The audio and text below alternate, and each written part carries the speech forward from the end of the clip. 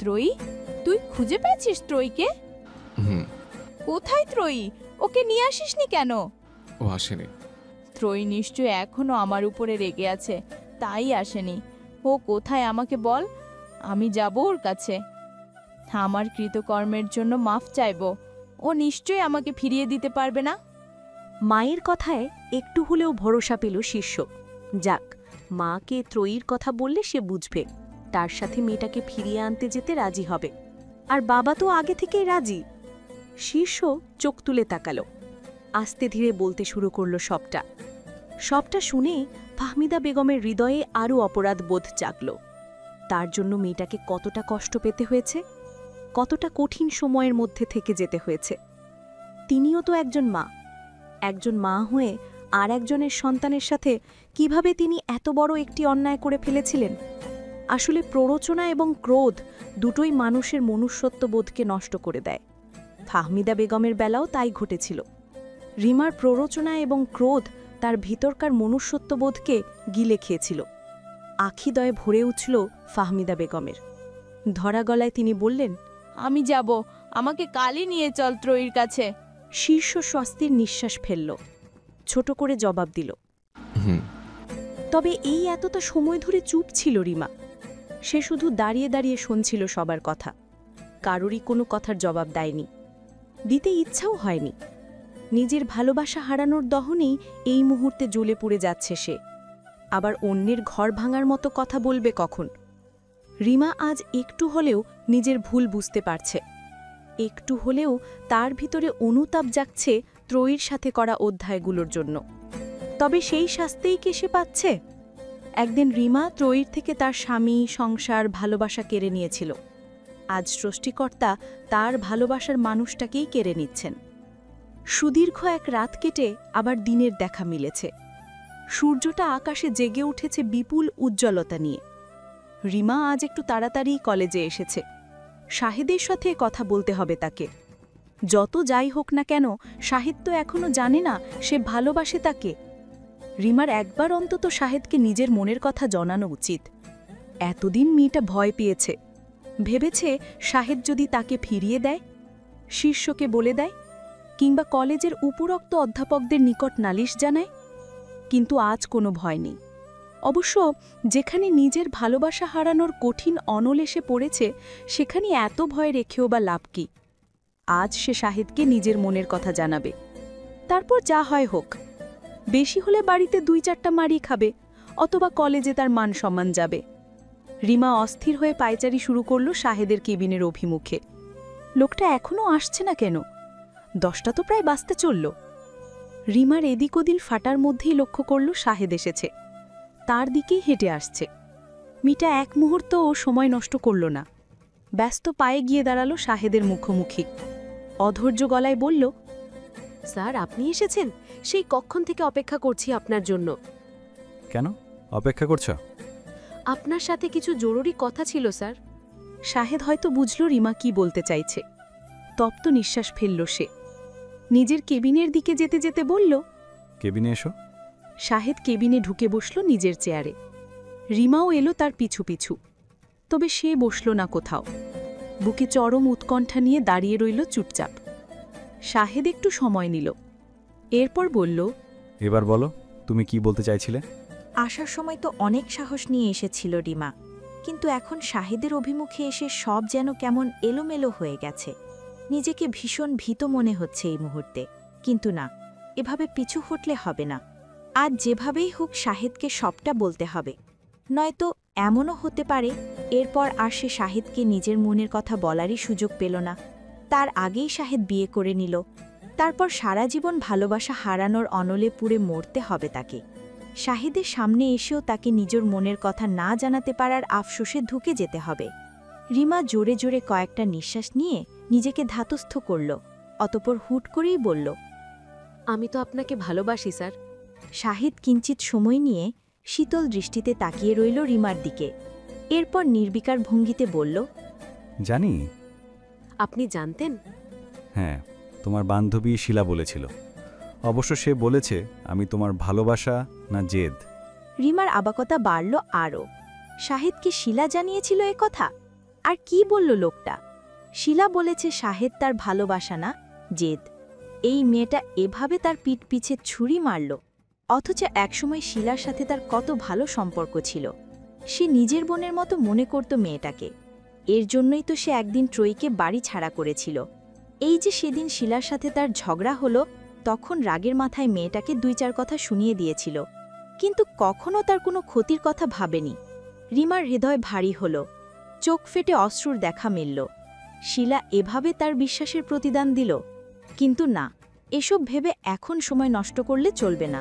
শাহিদকে বুঝাতে হবে শিলা মিথ্যা বলেছে। সে তার জেদ নয়, বরং ভালোবাসা। রিমা ব্যস্ত হল, তাড়াহুড়ো করে বলল, শিলা মিথ্যা বলেছে স্যার। আপনি আমার জেদ নন, আপনি আমার ভালোবাসা।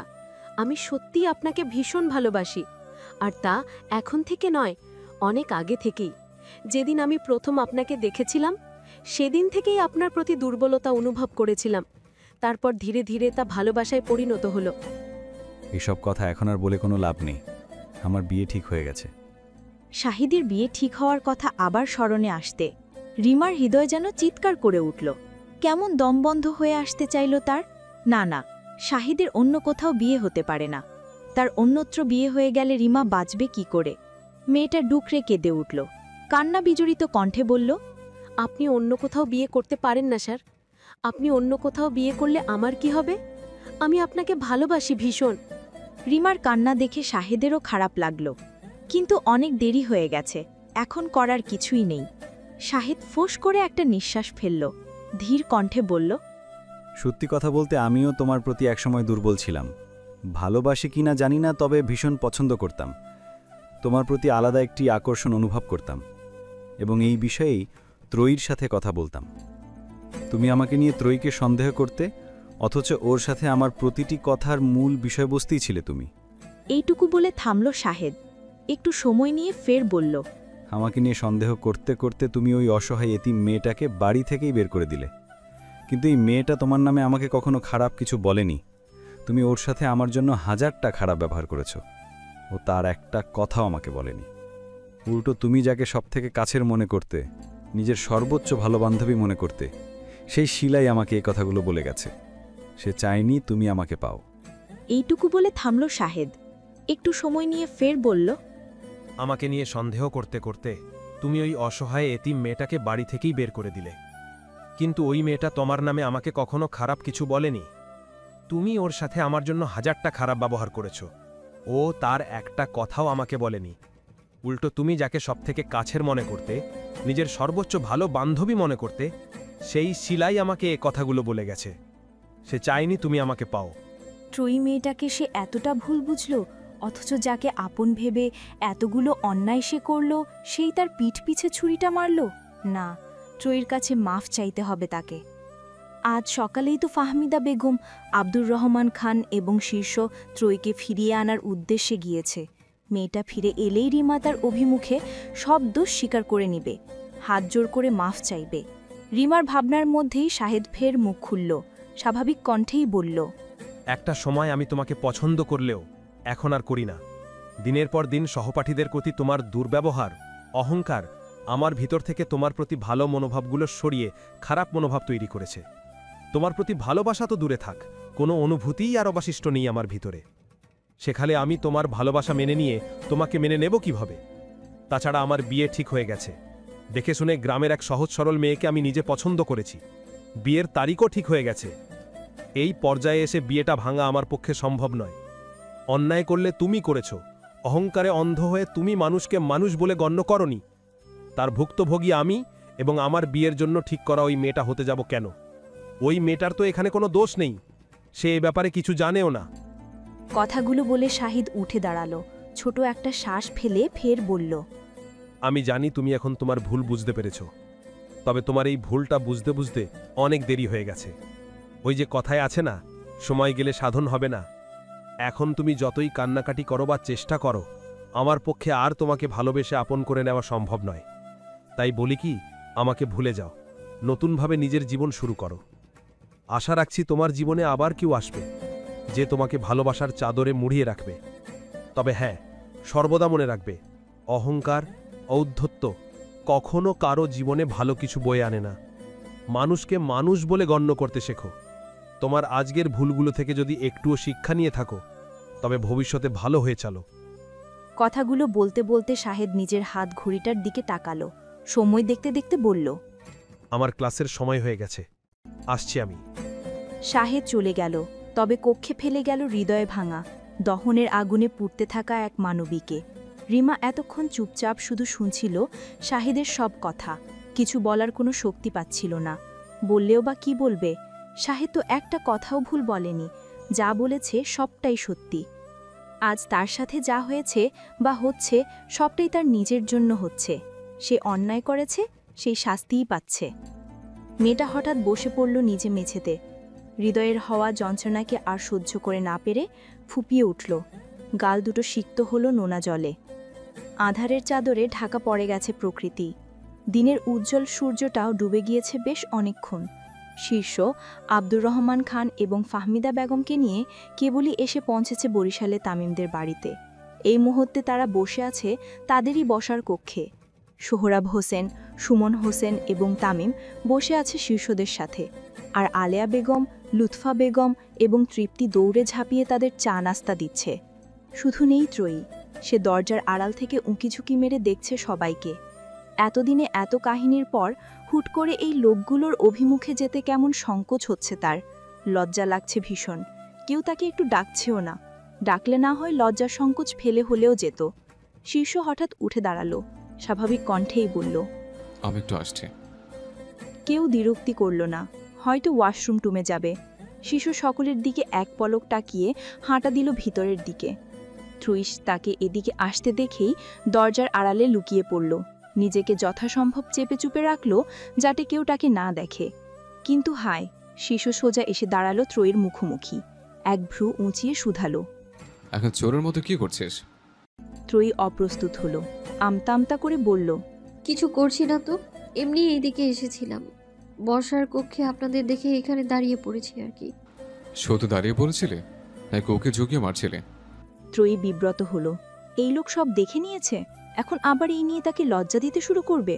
ত্রয়ী এলোমেলো দৃষ্টি ফেলল, একটু সময় নিয়ে বলল, আমি রুমে যাচ্ছি। কথাটা বলে মেয়েটা আর এক মুহূর্ত দাঁড়ালো না ওই স্থানে, হাঁটা ধরল নিজ কক্ষের দিকে। শীর্ষ তৎক্ষণাৎ পিছু ডাকল তার। দাঁড়া বাড়ির বস্তা। ত্রয়ী দাঁড়াবে না করেও দাঁড়িয়ে পড়ল, কিছুটা ভারী কণ্ঠে শুধালো, কিছু বলবেন? শীর্ষ পিছন ঘুরে ছাদের সিঁড়ির দিকে বাড়ালো, হাঁটতে হাঁটতে বলল, আমার সাথে আয়। কোথায়? আর একটু আড়ালে। কেন? শীর্ষ চোখ টিপল, ওষ্ঠে এক টুকরো দুষ্টু হাসি ফুটিয়ে বলল, তোকে কষে একটা চুমু খাবো তাই। ত্রয়ী ভরকাল, সাথে লাজে গাল দুটোতেও রক্তিম আভা ছড়িয়ে পড়ল। লোকটা দিন দিন একদম লজ্জাহীন হয়ে উঠছে। ত্রয়ী আর শীর্ষের পিছু গেল না, মাথা নুইয়ে চলে এলো নিজ কক্ষের দিকে। শীর্ষ কিছুটা দূরে গিয়ে পিছন ঘুরল, দেখল ত্রয়ী নেই। অবাক হল সে, ছুটে আবার ফিরে এলো পূর্বের স্থানে। দেখতে পেল ত্রয়ী নিজ কক্ষের দিকে যাচ্ছে। শীর্ষের মেজাজ বিগড়াল, চুয়াল জোড়া শক্ত হয়ে এলো সাথে সাথে। ইদানিং মেয়েটার সাহস বেড়েছে খুব, প্রতিটি কথায় কথায় তার অবাধ্য হচ্ছে। না, এবার একে একটা শিক্ষা না দিলেই হচ্ছে না। শীর্ষ লম্বা লম্বা পা ফেলে এলো ত্রয়ীর কক্ষের দিকে। মেয়েটা কক্ষে ঢুকে দ্বার বন্ধ করার পূর্বেই ঢুকে পড়ল সে। চোখ মুখে লাজুক ভাব ফুটিয়ে তুলে বলল, তুই তো দেখছি আমার থেকে রোমান্টিক বাড়ির বস্তা। আমি তোকে একটা চুমু খাবো বলে আড়ালে রাখলাম, আর তুই আমাকে তো রুমে ডেকে আনলি। এইটুকু বলে শীর্ষ থামল, চোখে মুখে দুষ্টুমির আভা ফুটিয়ে তুলে বলল, চুমুর থেকে বেশি কিছু চাই তাই না? দাঁড়া, দরজাটা বন্ধ করে নেই, তারপর চুমুর থেকে বেশি কিছু কি সব দেব। কথাটা বলেই শীর্ষ দরজা আটকাতে উদ্যত হল। ত্রয়ীর বুক কেঁপে উঠল, ব্যস্ত হয়ে সে বলল, এ কি আপনি দরজা আটকাচ্ছেন কেন? শীর্ষ দরজাটা আটকে পিছন ঘুরল, ত্রয়ীর দিকে এগিয়ে আসতে আসতে বলল, দরজা না আটকে কি বাসর করা যায়? তাই দরজাটা আটকে দিয়েছে। এখন চম্পেশ একটা বাসর সারব, তারপর তোকে বাবা মায়ের সামনে নিয়ে যাব কথা বলতে। আপনি কিন্তু। বাকিটুকু বলার পূর্বেই শীর্ষ হুট করে কোলে তুলে নিল ত্রয়ীকে। ঘটনার আকস্মিকতায় হকচকিয়ে উঠল ত্রয়ী, শিউরে উঠল তার শরীরখানা। তাড়াহুড়ো করে বলল, কি করছেন কি? আমায় কোলে তুলে নিয়েছেন কেন? নিচে নামান। শীর্ষ নিচে নামালো না মেয়েটিকে, তবে চোখ মুখ কুচকে বলল, আগে তো শরীরটা ছিল চোখের মতো ট্যাপট্যাপে নরম, এখনো যদি নরম তেমনটাই আছে, তবে ওজন বেড়েছে। আগে তো শরীরে ছিল একটা বালির বস্তার ওজন, এখনো হচ্ছে 2টো বালির বস্তার ওজন। একদম বাজে কথা বলবেন না। আমার শরীরে মোটেই বেশি ওজন নেই, যা আছে ঠিকঠাক। হ্যাঁ, এই ঠিকঠাক ওজন তুলতেই কোমর আমার বেঁকে যাচ্ছে। এর বেশি ওজন হলে তো কোমর আর খুঁজে পাওয়া যেত না। ত্রয়ী অপমানিত বোধ করল। লোকটা সেই কখন থেকে তার ওজন নিয়ে কথা শোনাচ্ছে। ওজন বাড়লে তার বেড়েছে তাতে কার কি? সে এই কয় মাসে শীর্ষেরটা খেয়েছে নাকি পড়েছে? ত্রয়ী দাঁতে দাঁত পিষল, রুক্ষ কণ্ঠে বলল, আমাকে কোলে নিতে কে বলেছে? ফালতু কথা না বলে নিচে নামিয়ে দিন। শীর্ষ ত্রয়ীকে একদম নিচে নামালো না, আস্তে ধীরে শুয়ালো বিছানায়। অতপর নিজেও উপুর হয়ে শুয়ে পড়ল মেয়েটার উপরে। মিহি কণ্ঠে বলল, নে দিয়েছি নিচে, এখন কি করবি কর। ত্রয়ী নাক মুখ কোচকাল, মৃদু স্বরে চেঁচিয়ে উঠে বলল, আল্লাহ, কি ভারী শরীর আপনার! এটা মানুষের শরীর নাকি কোনো হাতির শরীর? মনে হচ্ছে যেন এইক্ষুনি চ্যাপটা হয়ে যাব। চুপ কর বাড়ির বস্তা, আমার এত সুন্দর শরীরে নজর লাগাস না। বহু কষ্টে অর্জিত শরীর আমার। শরীর না, যেন হাম্মান দিস্তা। তুই বাড়ির বস্তা, আমি হামান দিস্তা, একদম পারফেক্ট ম্যাচ। আয়, এখনই খুশিতে তোকে একটা চুমকাই। আমার উপর থেকে সরুন নির্লজ্জ পুরুষ। সরব না, কি করবি তুই? আপনি। ত্রয়ী বাকি কথাটুকু বলার আর সুযোগ পেল না। তার পূর্বেই তার ওষ্ঠজোড়া আয়ত্তে নিল শীর্ষ। মেয়েটা চমকে উঠল, শিউরে উঠল তার ছোটখাটো দেহখানা। শির দাঁড়াবে নেমে গেল শীতল এক রক্তস্রোত। ত্রয়ী 2 হাত উঁচিয়ে শীর্ষকে ঠেলে নিজের থেকে দূরে সরিয়ে দিতে চাইল, কিন্তু শীর্ষ তৎক্ষণাৎ ছড়ল না। সে কিছুটা সময় নিয়ে নিজের কাজ সেরে তবেই একটু দূরে গেল। ডান হাতটা তুলে হাতের বৃদ্ধাঙ্গুলি দ্বারা ওষ্ঠজোড়া মুছতে মুছতে বলল, আমাকে হামান দিস্তা বলায় প্রচুর খুশি হয়ে এই চুমুটা তোকে উপহার হিসেবে দিলাম। ত্রয়ী লাজে রাঙা হল। এলোমেলো দৃষ্টি ফেলে কিছু বলবে তার পূর্বেই দরজায় টোকা পড়ল। সেই সাথে ভেসে এলো তৃপ্তির কণ্ঠস্বর। শীর্ষ বিরক্ত হল, কপালে ভাঁজ ফেলে বলল, কেবল একটা চুমুকে আছে, এর মধ্যে ডাকাটাকি শুরু হয়ে গেছে। ডাকলে আপনার বাবা মাই ডেকেছেন, এখন সরুন তো, বসার রুমে যেতে হবে। শীর্ষ মুখ ভার করে উঠে দাঁড়ালো। ত্রয়ীও উঠে দাঁড়ালো সাথে সাথে। মাথায় ওড়না চাপাতে চাপাতে গলা উঁচিয়ে বলল, তুমি যাও, আমি আসছি। তৃপ্তি চলে গেল। ত্রয়ী শীর্ষের দিকে তাকিয়ে একটি ভিংচি কেটে হাঁটা ধরল বসার কক্ষের দিকে। শীর্ষ তৎক্ষণাৎ ত্রয়ীর পিছু গেল না। দুজনকে একসাথে দেখলে সবাই আবার সন্দেহ করবে আর চোখে টাকাবে। তখন শ্বশুরবাড়ির লোকদের সামনে তার মান-ইজ্জত নিয়ে টানাটানি লাগবে। তার থেকে একটু সময় নিয়ে পরে যাওয়াই ভালো। ত্রয়ী বসার দরজার নিকটে এসে দাঁড়ালো, একটু বড় বড় কয়েকটা নিঃশ্বাস নিয়ে নিজেকে ধাতস্থ করল। এরপর ঢুকল ভেতরে। মিনমিনে গলায় বলল, আসসালামু আলাইকুম। ত্রয়ীকে দেখেই উঠে দাঁড়ালেন ফাহমিদা বেগম। চোখ দুটো তার অশ্রুসিক্ত হয়ে উঠেছে। এই নরম অসহায় মেয়েটাকে তিনি কিভাবে বাড়ি থেকে বের করে দিয়েছিলেন ভাবলেই অনুতাপের অনলে বুকটা পুড়ে ওঠে। ভদ্রমহিলা এসে দাঁড়ালেন ত্রয়ীর অভিমুখে, ধরা গলায় শুধালেন, কেমন আছিস মা? ত্রয়ী একবার তাকালো ফাহমিদা বেগমের দিকে, এরপর দৃষ্টি নুইয়ে জবাব দিল, আলহামদুলিল্লাহ, ভালো। আপনি? এই আছি, আলহামদুলিল্লাহ ভালোই। এইটুকু বলে থামলেন ফাহমিদা বেগম।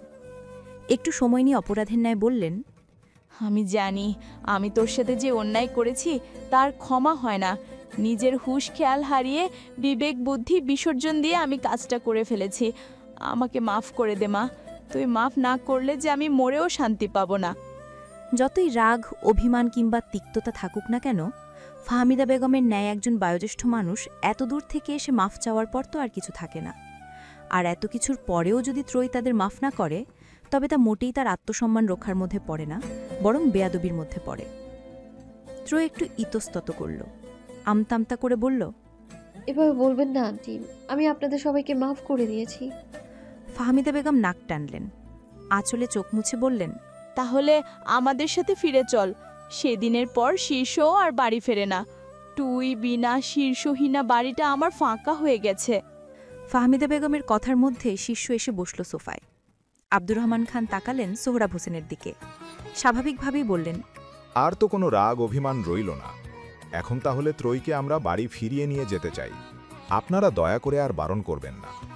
সোহরাব হোসেন আসলেন, ত্রয়ীর দিকে এক পলক তাকিয়ে বললেন, ত্রয়ী যেমন আমাদের মেয়ে, তেমনি আপনাদের বাড়ির বউ। ওকে আটকে রাখার সাধ্য আমাদের নেই। তবে এভাবে রাতের আধারে সাদামাটা ভাবে আমি ওকে আপনাদের হাতে তুলে দিতে চাইছি না। যতদূর শুনেছি ওদের বিয়েটাও কোনো আনুষ্ঠানিকতা মেনে হয়নি। তাই আমি চাইছি ওদের আবার বিয়ে দিতে, 2-4 জন আত্মীয় স্বজনদের উপস্থিতিতে ছোটখাটো অনুষ্ঠানের মাধ্যমে ত্রয়ীকে আপনাদের বাড়িতে পাঠাতে। এইটুকু বলে থামলেন সোহরাব হোসেন। ছোট একটি নিঃশ্বাস ফেলে ফের বললেন, আমি হয়তো ত্রয়ীর জন্মদাতা পিতা নই, কিন্তু ওকে সবসময় আমার সন্তানের মতোই দেখেছি। আমি আমার দায়িত্ব কতটুকু পালন করতে পেরেছি জানি না, তবে তুমি কখনো আর তোমার দায়িত্ব থেকে পিছু হেঁটো না। মেয়েটাকে ভালো রেখো। ছোটবেলা থেকে ও কম কষ্ট পায়নি, এবার থেকে আর ওকে কষ্ট দিও না। আরও কিছুক্ষণ আলোচনা চলল বসার কক্ষে। সিদ্ধান্ত হলো আজ থেকে 14 দিন পর শুক্রবার শিষ্য এবং ত্রয়ীর আবার আনুষ্ঠানিকভাবে বিয়ে হবে। তবে আজ রাতটা আব্দুর রহমান খান, ফাহমিদা বেগম এবং শিষ্য এখানেই থেকে যাবে। যদিও তারা থাকতে চাইছিলেন না, কারণ শিষ্য ত্রয়ীর বিয়ের ব্যাপারটা তাদের জানা থাকলেও এখানকার মানুষদের তো জানা নেই। তারা জানবে আবার যেদিন শিষ্য ত্রয়ীর বিয়ে হবে সেদিন। সেক্ষেত্রে এখানে থাকাটা তাদের মানায় না।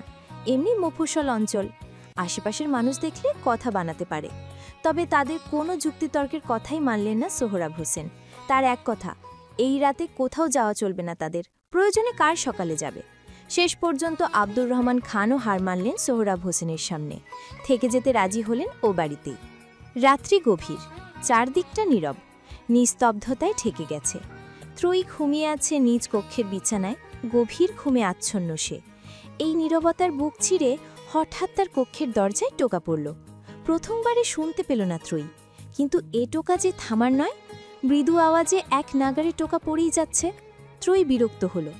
এত রাতে তার কক্ষে কে আসতে পারে বুঝতে বাকি রইল না তার। ত্রয়ী একবার ভাবল দরজাটা খুলবে না, কিন্তু মন সায় দিল না তার।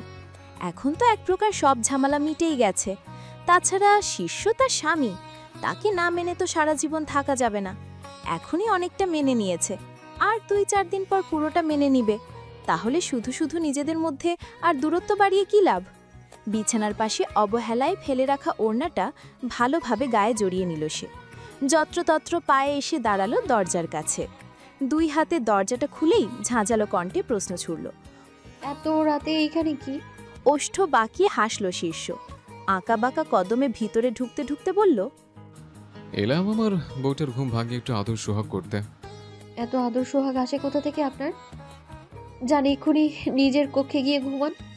শীর্ষ এগিয়ে গিয়ে ঠাস করে শুয়ে পড়ল ত্রয়ীর বিছানায়। স্বাভাবিক কণ্ঠেই বলল, বিয়ের পর আবার নিজের কক্ষ আর বউয়ের কক্ষ আছে নাকি?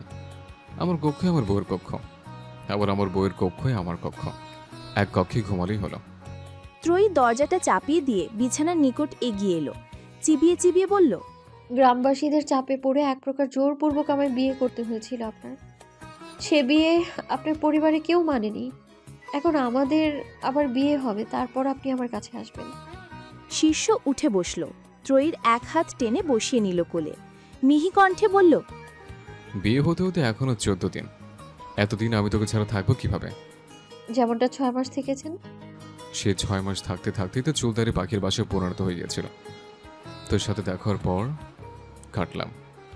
এই 14 দিনে চুলদারি আবার পাখির বাসা হয়ে যাবে। তারপর যখন তোকে বিয়ে করতে আসবো, তখন তোর বন্ধুরা বান্ধবীরা তোকে তিরস্কার করবে, বলবে এ কোন সাধু সন্ন্যাসীকে বিয়ে করেছিস তুই? তার থেকে বলে কি, তোর বাপকে বল বিয়ের ডেটটা কাছাকাছি নিয়ে আসতে। এই ধর সপ্তাহখানেকের মধ্যে আমাদের বিয়ে দিয়ে দিতে। আপনার বাবাকে বলুন। আমার বাবা তো আর একাই বিয়ের তারিখ ঠিক করেননি, সাথে আপনার বাবাও আছেন। আমার বাবা তো একটা পাষাণ, ওনাকে আমি আগেই বলেছিলাম আমাদের বিয়েটা দিয়ে দিতে। সেই দিন যদি উনি বিয়েটা দিয়ে দিতেন, তাহলে ওই গ্রামবাসীদের পাল্লায় পড়তে হতো না, আমাকে বিয়ের ঘটনা লুকাতে হতো, আর না এত ঝামেলা হতো। আপনি আমাদের গ্রামে যাওয়ার পূর্বেই আঙ্কেলকে বিয়ের কথা বলেছিলেন? শুধু বাবাকে কেন, তোকেও বলেছিলাম, কিন্তু তোরা কেউই আমার কথাটাকে গুরুত্ব দিলি না। সেদিন যদি আমার বাপ আর তুই আমার কথাগুলোকে একটু গুরুত্ব দিতে, তাহলে আর আজকের দিনগুলো দেখতে হতো না। ত্রয়ী মস্তিষ্কে চাপ প্রয়োগ করল। স্মরণে এলো শীর্ষ বেশ কয়েকবারই তাকে বিয়ের কথা বলেছিল, কিন্তু কোনোবারেই সে কথাগুলোকে গুরুত্ব দেয়নি ত্রয়ী। সে ভেবেছিল শীর্ষ তাকে ভয় দেখানোর জন্য, জ্বালানোর জন্য বলছে। ফোঁস করে একটা নিঃশ্বাস ফেলল মেয়েটা। শীর্ষের কোল থেকে ওঠার চেষ্টা করে বলল, হয়েছে, বুঝেছি, এখন ছাড়ুন তো। কেউ এসে দেখে ফেলে ঝামেলা হবে। এত রাতে এখানে কেউ আসবে না, আর এসে দেখলেও কেউ কিছু বলবে না। কিন্তু আপনি। এইটুকু বলতেই তাকে থামিয়ে দিল শীর্ষ। মুখ গুজল মেয়েটার ঘাড়ে, ঘোর লাগা কণ্ঠে বলল, শ্, আর কোনো কথা বলিস না, এভাবে থাকতে দেন। ত্রয়ী কিছু বলতে গিয়েও পারল না। অজানা অদ্ভুত এক অনুভূতি ঘিরে ধরেছে তাকে। কেমন সুখ সুখ অনুভব হচ্ছে হৃদয়ে। শীর্ষের স্পর্শগুলো খারাপ লাগছে না। ইচ্ছে হচ্ছে না লোকটাকে তার নিকট থেকে দূরে সরিয়ে দিতে। ত্রয়ী চুপ রইল।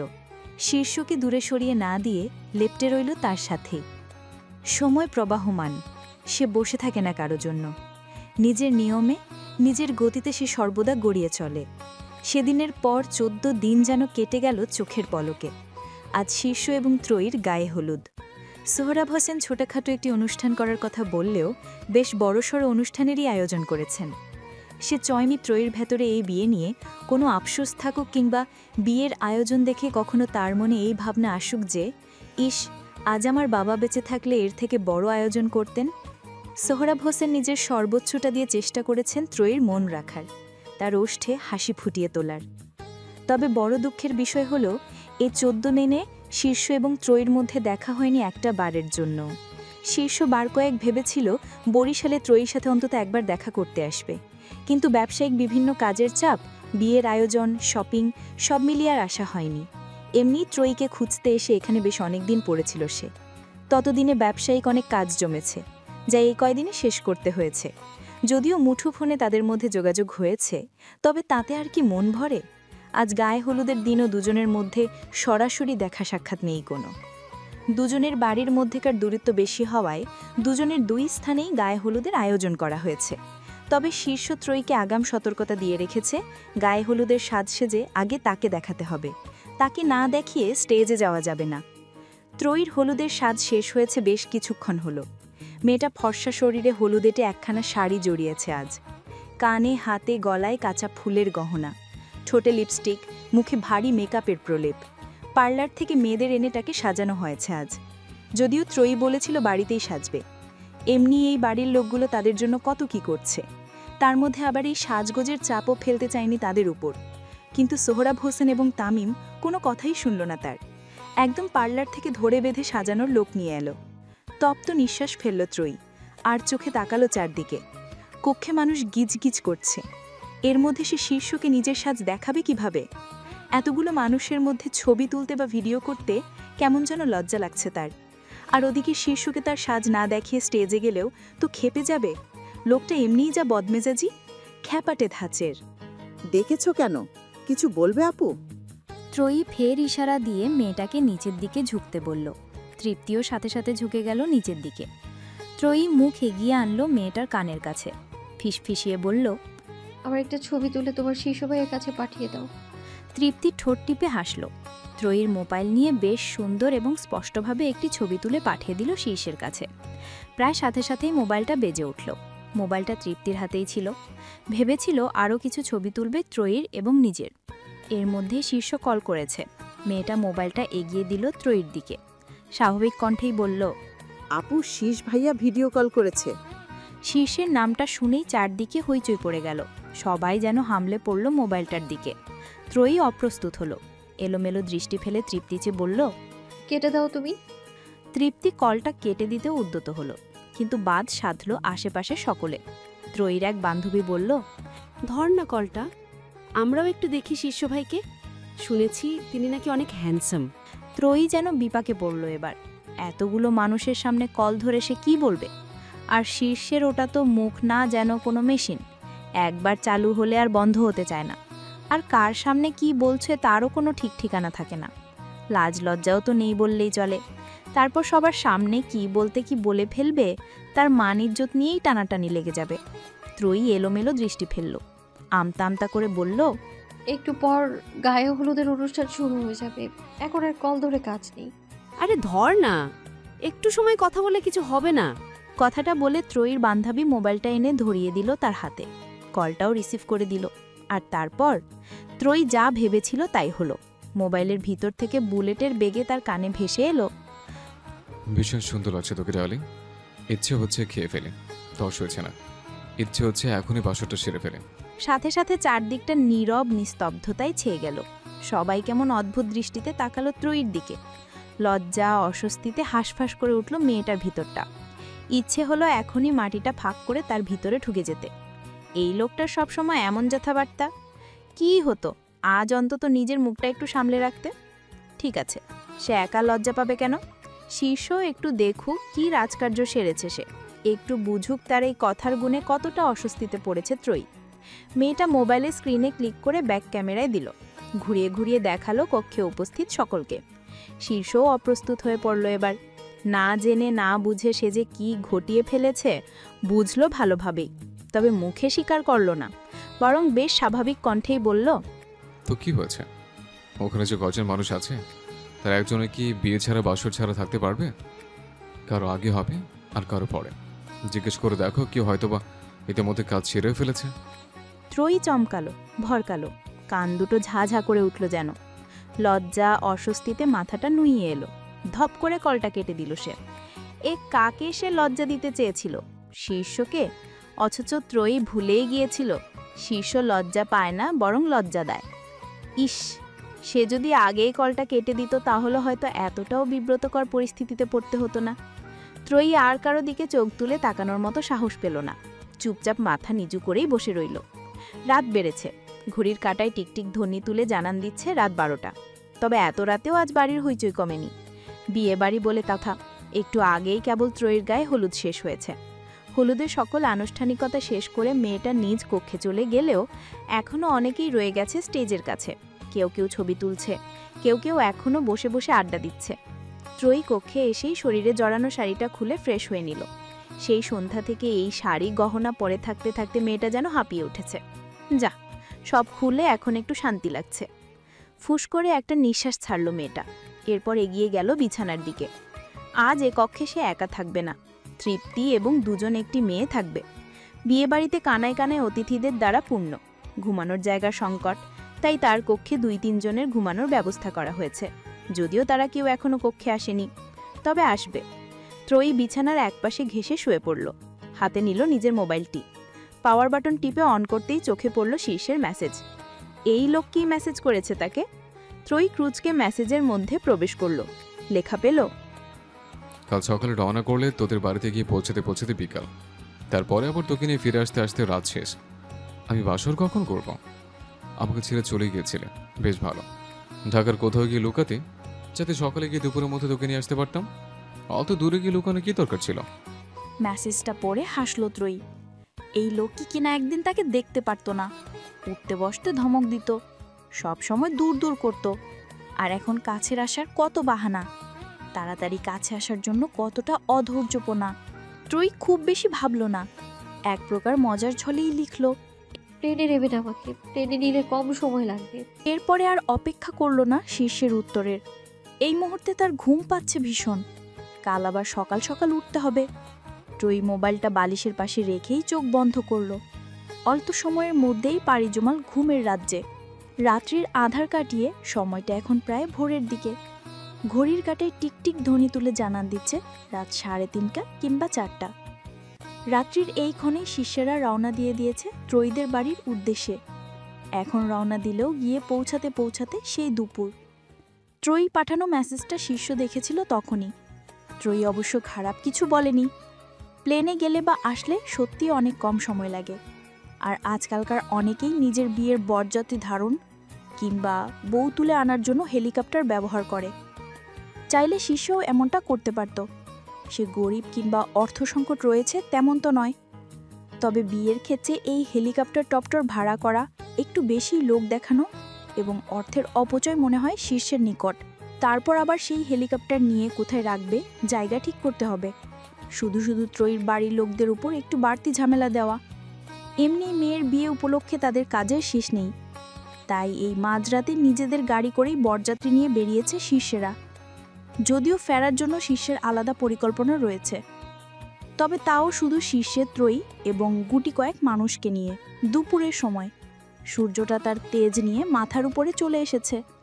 লাল, নীল, হলুদ এবং সবুজ রঙা ঝাড়বাতি দ্বারা সুন্দরভাবে সাজানো হয়েছে ত্রয়ীদের বাড়িটা। যদিও এখন দুপুরবেলা এই আলোগুলো জ্বলছে না। ত্রয়ীদের বাড়ির অভিমুখে হলুদ, গোলাপি এবং লাল বড় বড় কাপড় দিয়ে সুবিশাল একটি গেট করা হয়েছে। বিশাল এক প্যান্ডেল করা হয়েছে বরযাত্রীদের বসানোর জন্য। আর বাড়ির পিছনের দিকে বড় বড় পাতিলের রান্নাবান্নার আয়োজন করা হয়েছে। ত্রয়ীকেও এই কিছুক্ষণ আগে পার্লারের মেয়েরা সাজিয়ে শেষ করেছে। শিষ্যদের আসতে আসতে দেরি হবে বিধায় রবি, নয়ন এবং আলভিকে দিয়ে বিয়ের সকল সাজসজ্জার জিনিসপত্র আগেই পাঠিয়ে দিয়েছিল। মেয়েটার ফর্সা শরীরে আজ জড়ানো হয়েছে একটি লাল টকটকে বেনারসি শাড়ি, ওষ্টের লাল লিপস্টিক, 2 হাত ভর্তি শাড়ির সাথে মিলিয়ে লাল চুড়ি, চোখে মুখে ভারী মেকআপের প্রলেপ। মেয়েটিকে সুন্দরী লাগছে এই সাজে। এমনিতে ফর্সা মানুষ, তার উপরে যেন এই লাল রংটা চকচক করছে। ত্রয়ীকে এই মুহূর্তে সাজিয়ে গুছিয়ে বসিয়ে রাখা হয়েছে তার নিজ কক্ষে। আশপাশের মানুষ এবং আত্মীয় স্বজনরা কক্ষে আসছে আর মেয়েটার রূপের প্রশংসা করে যাচ্ছে। তবে এই রূপের প্রশংসা শুনতে শুনতে হঠাৎই তার কানে এসে বাড়ি খেলো একটি বাক্য। পাশের বাড়িরই এক মধ্যবয়স্ক মহিলা হুট করেই মুখ বাঁকিয়ে বলে উঠলেন, বউয়ের আগের পক্ষের মেয়ের আবার এত ধুমধাম করে বিয়ে? সোহরাবের আদিক্ষেতা দেখলে মরে যাই। পাশ থেকে আবার অন্য একজন উঠে বলল, টাকা বেশি হয়েছে, কোথায় ফেলবে ভেবে পাচ্ছিল না, তাই এখানে ফেলে দিচ্ছে। কথাগুলো কম বেশি ত্রয়ীর সকল শুভাকাঙ্ক্ষীদেরই গায়ে লেগেছে। তবে সবচেয়ে বেশি লাগলো বুঝি ত্রয়ীর হৃদয়ে। মেয়েটার বুকটা ভার হয়ে উঠল। এই বিয়ে বিয়ে করে সে বেশ আনন্দেই ছিল। এসব বুক্ষ ভরা কথাগুলো মনে করেনি। তবে তার মনে রাখা উচিত ছিল এই সব কিছুর ঊর্ধ্বে গিয়ে সে এতিম, তার কেউ নেই। এই বাড়ির লোকগুলো তার জন্য যা করছে কোনোটাই তার প্রাপ্য নয়। তবুও লজ্জাহীন নারীর মতো 2 হাত পেতে সে এ বাড়ি থেকে সবকিছু নিয়ে যাচ্ছে। ত্রয়ীর হৃদয়ে এতক্ষণ একটি সুখ সুখ অনুভূতি বিরাজ করলেও এখন আধার নেমেছে। আর কিচ্ছু ভালো লাগছে না তার। ইচ্ছে হচ্ছে এই বিয়ে টিয়ে ছেড়ে দূরেই কোথাও চলে যেতে। ওই মহিলা দুজনের কথায় তৃপ্তি ফুঁসে উঠল। কণ্ঠ বাড়িয়ে কিছু বলবে, তার পূর্বেই বাইরে হইচই পড়ে গেল। সবাই মুহূর্তেই ভুলে গেল ওই মহিলা দুজনের কথা। কক্ষে ত্রয়ীকে একা রেখেই বেরিয়ে এলো বাইরে। ওই মহিলারাও বেরিয়ে এলো সবার সাথে। যেতে যেতে আবার একজন আরেকজনকে বলল, শুনেছি শহরের কোনো বড়লোক ঘরের ছেলের সাথে বিয়ে হয়েছে এই মেয়ের, চলুন দেখে আসি ছেলে কেমন। ত্রয়ীর হৃদয় এখনও ভার। তবে সে ভাবল, এই 2-4 জনের জন্য কেন সে তার জীবনের এত বড় একটি দিন নষ্ট করবে? নিজের ভালোবাসার মানুষকে আপন করে পাওয়ার দিনেও মন খারাপ করে থাকবে? এই দিনটা মানুষের জীবনে বারবার আসে না। সুতরাং 2-4 জন কুচুটে মহিলার জন্য তার এই দিনটি নষ্ট করার কোনো মানেই হয় না। ত্রয়ী বসা থেকে উঠে দাঁড়ালো। কেন যেন সবার সাথে তারও ইচ্ছে হলো বর দেখার। শীর্ষকে বরবেশে কেমন লাগছে দেখার তীব্র বাসনা জাগলো তার হৃদয়ে। তার তো আর অন্যদের মতো বাইরে গিয়ে বর দেখা সম্ভব নয়। তাই এগিয়ে গিয়ে দাঁড়ালো জানালার নিকটে। উকিঝুঁকি মারল বাইরে, কিন্তু হতাশ হতে হলো তাকে। এখান থেকে তেমন কিছুই দেখা যাচ্ছে না। ঝামেলাহীনভাবেই গেটের সব কাজ মিটিয়ে ভিতরে প্রবেশ করল শীর্ষরা। সোহরাব হোসেন এবং তামিম আগে থেকেই সবাইকে গেট ধরা এবং টাকা তোলা নিয়ে সাবধান করে দিয়েছে। শীর্ষরা এতটা পথ জার্নি করে আসার পর গেটে ঝামেলা করতে বারণ করে দিয়েছে। তাই গেট যারা ধরেছিল তারা টাকার সংখ্যাটা কমিয়েই বলেছে বরযাত্রীদের নিকট। তারাও আর ঝামেলা করেনি। তাদের নিকট যত টাকা চাওয়া হয়েছে বিনা বাধায় দিয়ে দিয়েছে। গেটের সব কাজ মিটে যাওয়ার পরপরই শীর্ষদের নিয়ে বসালো প্যান্ডেলে। 2-3 জন ছেলে মেয়ে হাতে ঠান্ডা শরবতে পরিপূর্ণ গ্লাস নিয়ে ছুটে এলো। একে সবার হাতে তুলে দিল লাগলো গ্লাসগুলো। সবাইকে দিতে দিতে একটি মেয়ে শরবতে গ্লাস নিয়ে রিমার নিকটে যেতেই রিমা উঠে দাঁড়ালো। উসখুস করে বলল, ভাবি মানে ত্রয়ী কোথায়? আমাকে একটু ওর কাছে নিয়ে যেতে পারবে? ওর সাথে কিছু জরুরি কথা ছিল। মেয়েটি হালকা হাসল। হাতে ট্রেটা পাশে একটি টেবিলের উপরে রেখে বলল, আচ্ছা, আপনি আসুন আমার সাথে। স্বল্প সময়ের মধ্যেই মেয়েটি রিমাকে নিয়ে এলো ত্রয়ীর কক্ষের অভিমুখে। দরজার সামনে দাঁড়িয়ে বলল, ওই তো ত্রয়ী আপু, আপনি গিয়ে তার সাথে কথা বলুন, আমি আবার প্যান্ডেলে যাই। সবাইকে শরবত দিতে হবে। মেয়েটি চলে গেল। কক্ষে ত্রয়ী একাই ছিল। বাকিরা সবাই বরযাত্রী দেখতে বেরিয়ে গেছে। রিমা ধীর পায়ে গিয়ে দাঁড়ালো ত্রয়ীর নিকটে। নরম কণ্ঠে শুধালো, কেমন আছো ত্রয়ী? আলহামদুলিল্লাহ ভালো, তুমি? আমিও আলহামদুলিল্লাহ ভালো। বয়সে আমি বড় হলেও সম্পর্কে এখন তুমি আমার বড় ভাইয়ের বউ। কিন্তু তোমাকে নাম ধরে ডাকার আমার পুরনো অভ্যাস, ওটা ছাড়তে পারলাম না, তাই নাম ধরেই ডেকে ফেললাম। সমস্যা নেই, তুমি আমাকে নাম ধরেই ডাকো। রিমা এবার বসলো ত্রয়ীর পাশে। কিছু বলতে গিয়েও বলতে পারছে না সে, কেমন ইতস্তত লাগছে। ত্রয়ী হয়তো তার অবস্থা দেখে বুঝে নিল কিছু, নরম স্বরেই শুধালো, কিছু বলতে চাও? তুমি যা বলার নির্দ্বিধায় বলে ফেলো আপু, কোনো সমস্যা নেই। রিমা একটু সময় নিল, এরপর হাত বাড়িয়ে ধরল ত্রয়ীর হাত দুটো। অপরাধীর কণ্ঠে বলল, আমাকে মাফ করে দাও ত্রয়ী, আমি তোমার সাথে অনেক খারাপ ব্যবহার করেছি। এমনকি তোমার বাড়ি ছেড়ে চলে আসার পিছনেও আমিই দায়ী ছিলাম। আমি মাকে প্ররোচিত করে তোমার বিরুদ্ধে নিয়ে গিয়েছিলাম, কিন্তু এখন আমি আমার ভুল বুঝতে পেরেছি। আমি আমার ব্যবহারের জন্য অনুতপ্ত। দয়া করে তুমি আমাকে মাফ করে দিও ত্রয়ী। এখন তো সবকিছু মিটেই গেছে, আমি সবাইকে মাফ করে দিয়েছি। যদি মাফ না করতাম তাহলে কি আবার বিয়ে করে ও বাড়ি যেতে রাজি হতাম নাকি? রিমা যেন এবার একটু স্বস্তি পেল। যাক, মেয়েটা তাকে মাফ করেছে। শাহে তাকে তো নিজের কৃতকর্মের জন্য হারিয়েছে, এখন ত্রয়ীও যদি মাফ না করত, তবে যে অনুশোচনায় দগ্ধ হয়ে সে মরে যেত। সময় গড়ালো কিছুটা, ঘুড়ির কাঁটাও থেমেনি, সেও গড়িয়ে চলেছে। আগেই যেহেতু শীর্ষ এবং ত্রয়ীর একবার বিয়ে হওয়া ছিল, তাই এবারে আর সময় লাগেনি খুব বেশি। ঝামেলাহীনভাবেই স্বল্প সময়ের মধ্যে সবটা মিটে গেছে। এখন সবাইকে খেতে বসানো হয়েছে। শীর্ষ এবং ত্রয়ী বসেছে পাশাপাশি। একটি বড় প্লেট রাখা হয়েছে দুজনের অভিমুখে। এই এক প্লেট থেকেই নাকি দুজন খাবে। ত্রয়ী হাঁসফাঁস করছে, কেমন অস্বস্তি লাগছে তার। এতগুলো মানুষের মধ্যে বসে বউ সেজে খাওয়া যায় নাকি, তাও এক প্লেটে? আলিয়া বেগমকে কতবার বলল তাকে ঘরেই খাবার দিতে, তা না, এটা নাকি তাদের পারিবারিক নিয়ম। যত সব বিব্রতকর নিয়ম।